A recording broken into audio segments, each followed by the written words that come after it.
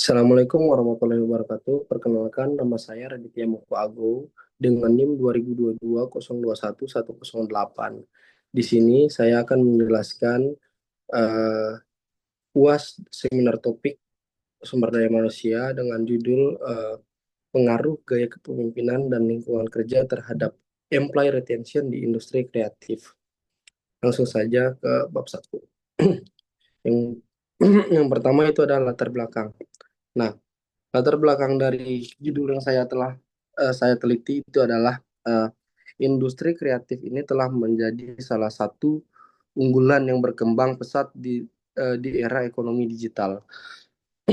Sektor ini mencakup berbagai bidang seperti desain, musik, animasi, perfilman, game development, hingga produk digital yang seluruhnya ditopang oleh kreativitas, inovasi, dan kompetensi sumber daya manusia. Nah, keberhasilan industri ini sangat ditentukan oleh kualitas dan stabilitas tenaga kerja.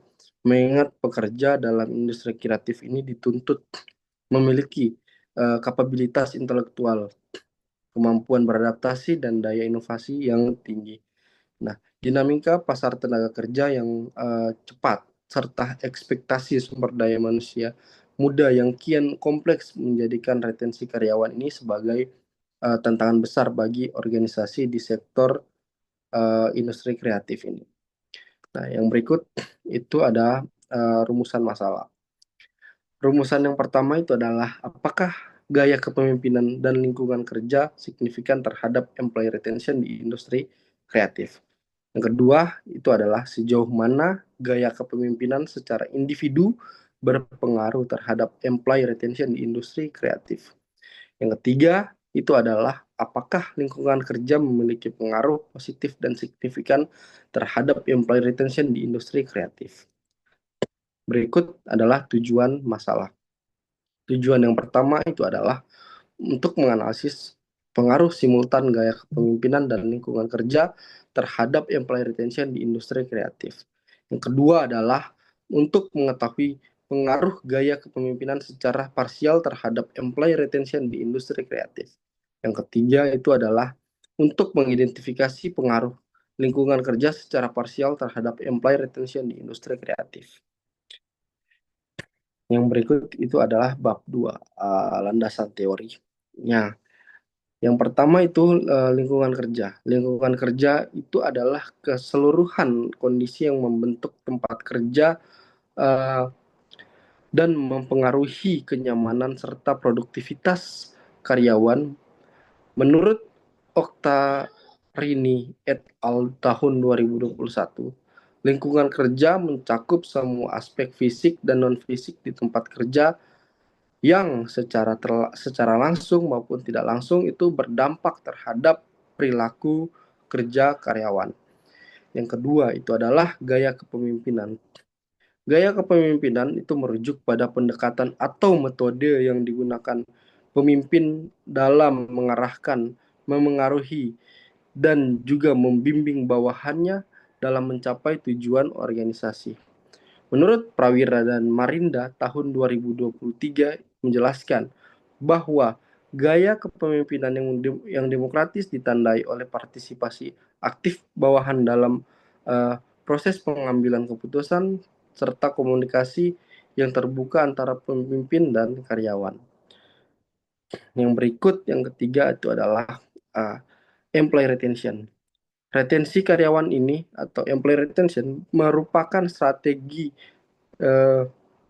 merupakan strategi dan proses organisasi untuk mempertahankan tenaga kerja yang memiliki kinerja tinggi dan kompetensi strategis agar tetap bertahan dalam jangka waktu yang lama. Menurut Agustini tahun 2024 itu mendefinisikan bahwa referensi sebagai upaya sistematis yang tidak hanya berbasis pada insentif finansial, tetapi juga menyentuh motivator intrinsik seperti pengakuan pengembangan karir, keterlibatan dalam pengambilan keputusan. Yang berikut itu adalah hipotesis penelitian. Nah, yang pertama itu adalah gaya kepemimpinan dan lingkungan kerja secara simultan berpengaruh signifikan terhadap employee retention di industri kreatif atau tidak. Nah, retensi karyawan ini merupakan salah satu indikator penting dalam keberhasilan organisasi, terutama dalam industri kreatif yang sangat bergantung pada keberadaan sumber daya manusia yang berkompetensi, kreatif, dan loyal. Yang kedua itu adalah gaya kepemimpinan berpengaruh positif dan signifikan terhadap employee retention di industri kreatif. Nah, gaya kepemimpinan ini merupakan salah satu faktor internal organisasi yang krusial dalam mempengaruhi loyalitas dan keputusan karyawan untuk bertahan dalam suatu perusahaan atau tidak. Yang ketiga itu adalah lingkungan kerja berpengaruh positif dan signifikan terhadap employee retention di industri kreatif atau tidak. Dalam industri kreatif, di mana proses kerja sangat bergantung pada interaksi tim dan ruang kreatif, lingkungan kerja yang fleksibel dan inspiratif sangat diperlukan. Yang berikut ini adalah metode penelitian saya. Nah, uh, ada 3 variabel yang saya gunakan, yaitu variabel bebas itu ada gaya kepemimpinan dan lingkungan kerja, sedangkan variabel terikat itu ada employee retention. Langsung saja ke berikut. Bab 3, metode penelitian. Yang pertama itu ada desain penelitian. Penelitian ini menggunakan pendekatan kuantitatif dengan metode explanatory karena bertujuan untuk menguji pengaruh antar variabel bebas, yaitu uh, gaya kepemimpinan dan lingkungan kerja terhadap variabel terikat, yaitu employee retention. Nah, penelitian explanatory ini digunakan ketika peneliti ingin menjelaskan hubungan kausal antara variabel dan menguji hipotesis yang telah dirumuskan secara statistik menurut Wulandari et al. Tahun 2025. Nah, pendekatan ini juga memungkinkan penggunaan instrumen terstandar seperti kuesioner serta pengujian data dengan analisis regresi linear berganda atau SAMPLS.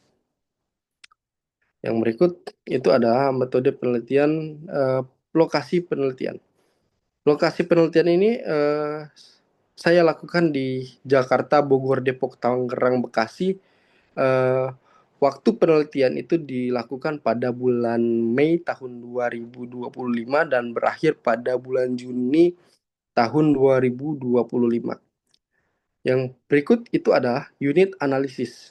Unit analisis dalam penelitian ini adalah individu karyawan yang bekerja pada perusahaan atau organisasi yang termasuk dalam kategori industri kreatif. Yang ketiga, yang keempat adalah populasi dan sampel. Dalam penelitian ini adalah seluruh karyawan aktif yang bekerja di sektor industri kreatif, khususnya wilayah Jakarta, Bogor, Depok, Tangerang, Bekasi. Jumlah populasi yang pasti tidak dapat diketahui secara rinci. Nah, karena industri ini terdiri atas banyak entitas kecil dan menengah. Yang berikut itu adalah teknik sampling. Penelitian ini menggunakan teknik purposive sampling, yaitu pemilihan responden berdasarkan kriteria tertentu yang relevan dengan tujuan penelitian. Adapun kriteria responden yang dipilih adalah karyawan tetap atau kontrak yang telah bekerja minimal 6 bulan, bekerja di perusahaan sektor industri kreatif, desain media atau animasi digital, dan sebagainya. Yang ketiga adalah berada pada level operasional menengah, bukan sebagai pemilik atau pimpinan dari perusahaan tersebut. Teknik ini dipilih karena menjaring informan yang sesuai dengan fokus variabel penelitian menurut Agustini 2024 dan Hidayatullah et al. Tahun 2025. Yang berikut adalah metode pengumpulan data. Pengumpulan data dilakukan melalui metode kuesioner tertutup yang disebarkan secara online menggunakan form digital seperti Google Form, yaitu kuesioner disusun berdasarkan indikator-indikator yang dikembangkan dari kajian teori dan jurnal terdahulu, serta diukur menggunakan skala berikut. Nah, ada sangat setuju dengan skor 5, setuju dengan skor 4, netral dengan skor 3, tidak setuju dengan skor 2, sangat tidak setuju dengan skor 1. Yang berikut adalah teknik analisis data. Yang pertama adalah uji normalitas. Uji normalitas ini bertujuan untuk mengetahui apakah residual atau kesalahan prediksi dalam model regresi terdistribusi secara manual, secara normal atau tidak. Yang kedua adalah uji multikoliniaritas. Multikoliniaritas ini merupakan kondisi di mana terdapat hubungan linear yang kuat antara dua atau lebih variabel independen dalam model regresi. Yang berikut adalah uji heteroskedasititas. Uji ini adalah kondisi di mana varian residual tidak konstan untuk semua nilai variabel independen. Yang berikut adalah uji autokorelasi. Autokorelasi ini adalah korelasi antara residual pada observasi tertentu dengan residual pada observasi sebelumnya dalam data tersusun secara beruntun. Yang terakhir adalah implementasi dan interpretasi hasil uji. Setelah semua uji asumsi klasik dilakukan, selanjutnya adalah menginterpretasikan hasil secara komprehensif. Nah, yang berikut sudah selesai. Terima kasih. Mohon maaf atas kesalahpaham. Mohon maaf jika ada salah kata. Sekian dari saya. Wassalamualaikum warahmatullahi wabarakatuh.